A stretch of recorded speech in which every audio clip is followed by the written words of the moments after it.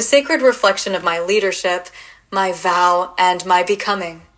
Written Wednesday, April 17th, 2025, Easton, Pennsylvania, 11:30 a.m. Today, I am cultivating more than focus, I am cultivating presence. Through breath, I cultivate calm. Through movement, I cultivate clarity. Through sacred stillness, I cultivate power. I am no longer chasing transformation as a destination. I am breathing it into existence moment by moment. My actions are no longer fragmented from my purpose. They are extensions of my sacred promise to live each day not as a task to conquer, but as a temple to inhabit. What I cultivate today becomes who I embody tomorrow. And the man I am becoming is being shaped gently, steadily, fully by how I live this very breath. I ask myself, am I leading from performance or from devotion? I know the difference now. Performance drains. Devotion nourishes. Pressure collapses me. Peace opens me. I no longer wish to be consumed by the need to prove. I choose to serve instead. When I write from peace, my voice deepens. When I breathe from devotion, my work becomes prayer. I return again and again to the question, who am I serving? And the answer brings me back to alignment. This is leadership not as image, but as energy. There is a truth rising in me today. It is simple, raw, and sacred. My voice is enough. My story is valid. My breath matters. I don't need to force it into form. I only need to let it speak. The truth that wants to move through me is not dramatic. It is honest. It is the part of me that no longer hides behind big words or polished sentences. It is the voice that speaks from the scars, from the vow, from the breath between thoughts. I let it move through me now, not to impress, but to reveal what is real. I ask my body, is my erotic energy being honored or repressed? And I feel the answer immediately. It is being honored and redirected. No longer hidden. No longer feared. No longer wasted in shame or silence. My erotic energy has become a source of presence, clarity, and leadership. I do not repress it. I circulate it. I let it rise through my chest, inform my voice, move through my spine, and pulse into my writing. This energy, when held with sacred intention, makes my leadership irresistible, not performative. Alive. I reflect on the part of my journey I'm still trying to prove, and I see the younger version of me who once begged for approval. The version who wanted so badly to be taken seriously, to be seen. But today, I release the proving. I bless the boy who survived. I bless the man who kept walking. I bless the story that brought me here. And I let it be enough not to stop growing, but to stop grasping. My breath is no longer a plea. It is a blessing. And I carry that blessing into everything I touch.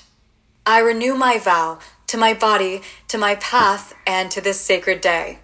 I vow to treat this day as holy ground, to move with reverence, to train with intention, to speak only from truth. I vow to trust my own rhythm, to write from soul, not speed. I vow to return to stillness before making decisions.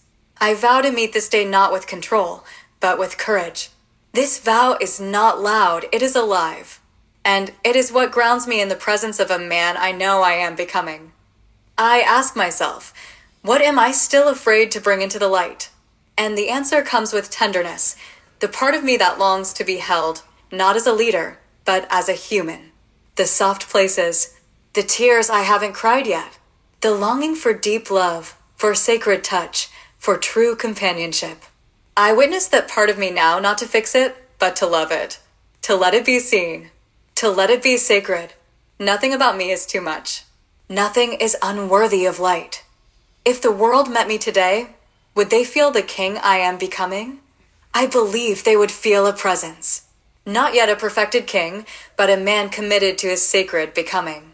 They would feel the steadiness in my breath, the clarity in my posture, the softness behind my eyes, and the unshakable vow in my presence. They would feel a man who has nothing to hide, nothing to chase, and everything to offer. They would feel peace not as a performance, but as a field of truth. Discipline is not punishment, It is preparation.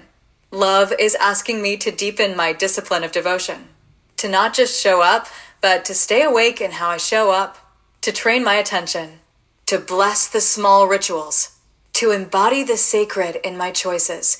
Today, discipline looks like silence before words, grounding before action, and breath before creation. This is not for control, it is for connection. What does it mean to live, write, breathe, and focus prayer? It means to remove the line between the sacred and the sensual. It means to make every act an offering.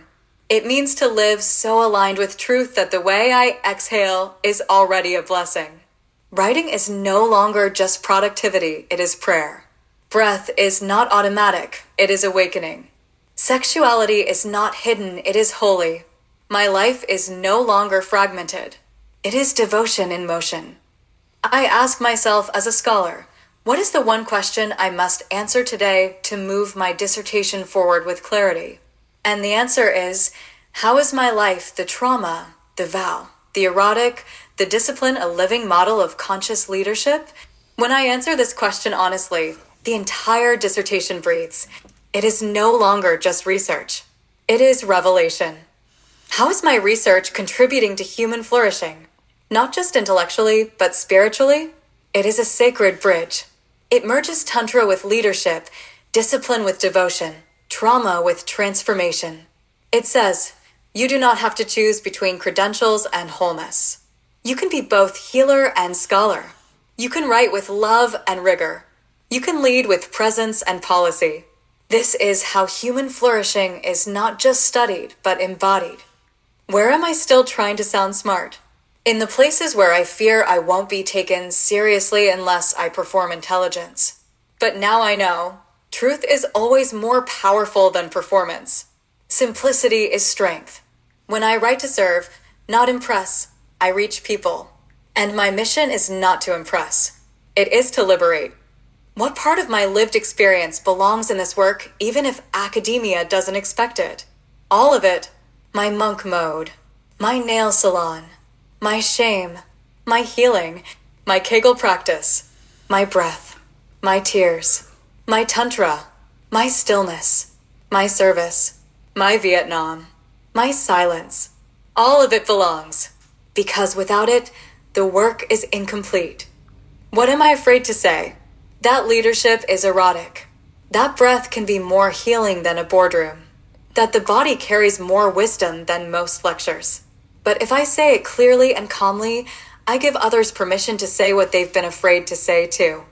I make space. I open the gate. I change the room not by shouting, but by showing up fully. Am I writing from pressure or peace? From identity or essence? Today, I write from peace. I no longer write to be seen. I write because this work is my vow. It is my sacred duty to live this truth. I write because I cannot not write. I write not to prove I'm a leader, but because I already am. What do I already know, and how can I trust it today? I already know that presence changes lives. That breath carries answers. That truth lands without force. That leadership is not taught, it is transmitted. I trust that knowing today by following its rhythm, not resisting it.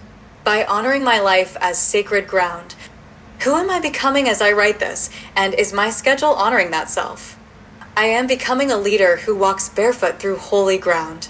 A man who speaks with presence, who writes with breath, who lives with erotic honesty. My schedule must match that, which means rest is sacred, writing is ritual, discipline is devotion. And what wisdom does my body hold today?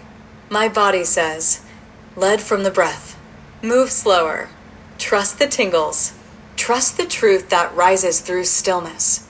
Don't push, open, don't perform, pulse. Your body is already the compass. And finally, how can I use this degree not to elevate my name, but to deepen my impact? I use it as a key, to unlock rooms that were never built for someone like me, to stand in those rooms not as an imposter, but as a presence. I use this degree to open space for others to tell the truth. I don't rise alone. I rise with others.